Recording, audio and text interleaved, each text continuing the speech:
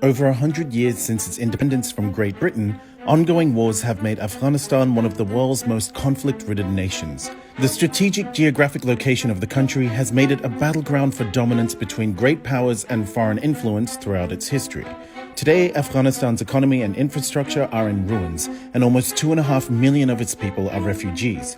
But to understand the reality of Afghanistan today, it's important to grasp the historical context surrounding its independence and key moments in its modern history that gave it the name the Graveyard of Empires. The British fought Afghanistan in a series of wars in the 19th century, in attempts to control the country and block the expansion of Russia's sphere of influence towards India. Their incursions set a precedent for the Soviet and American invasions that followed, but they have all suffered a similar fate of defeat. In each case, after years and sometimes decades of trying to control Afghanistan, the battle reached a stalemate in which foreign invaders were forced to withdraw, leaving behind a legacy of destruction and the loss of precious years during which Afghanistan could have developed and begun to thrive. During the 19th century, the British and Russian empires were locked in a battle of influence in South and Central Asia known as the Great Game. Britain, looking to protect its Indian empire, wanted to keep Afghanistan away from Russia, and these attempts to control Afghanistan resulted in a series of British-Afghan wars. The First Anglo-Afghan War was fought between the British East India Company and Pashtun tribesmen. The British were unsatisfied with Afghan ruler Dost Muhammad Khan, and fearing that he might turn to Russia for support, they intervened. The story that follows is all too familiar. The British moved to remove Muhammad Khan from power with the aim of restoring exiled Afghan ruler Shah Shuja to the throne.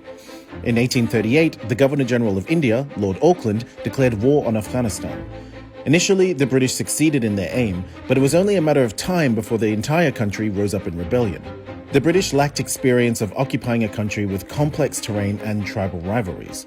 The invasion of Afghanistan ended in disaster in 1842, when an entire British Army regiment was massacred, forcing the British to eventually withdraw, and later Dost Muhammad Khan was restored to power. This illustration shows the only survivor of 4,500 troops and 12,000 camp followers who were massacred in Kabul. The soldier arrived at Jalalabad to deliver the news of their loss. In 1878, the British fought another war in Afghanistan out of fear of Russian interference.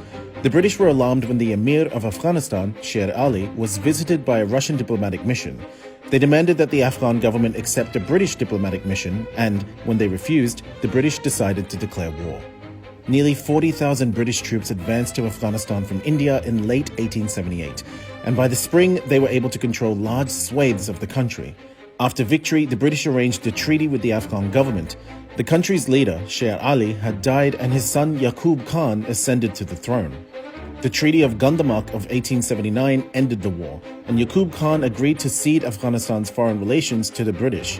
But Afghans were not happy about the treaty, and soon a rebellion started in Kabul. British General Frederick Roberts appointed himself as military general of Afghanistan after Emir Yaqub Khan abdicated. The British were looking for a new, strong leader for Afghanistan, and when Abdurrahman Khan returned from exile, he was installed as the new leader of Afghanistan. He later became known as the Iron Emir.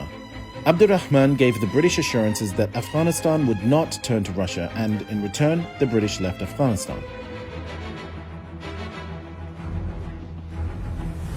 In 1919, everything changed. The Afghan Emir, Habibullah Khan, was assassinated and his son Amanullah Khan seized power, declaring full independence from Great Britain and launching a war against the British Raj. In 1919, Afghan troops invaded British India, taking the strategic town of Bagh. The fighting ended with an armistice on August 8, 1919. The war resulted in Afghans winning back control of foreign affairs from Britain and the British recognizing Afghanistan as an independent nation. Finally, the Treaty of Rawalpindi was signed, which recognized the Durand Line as an international border between Afghanistan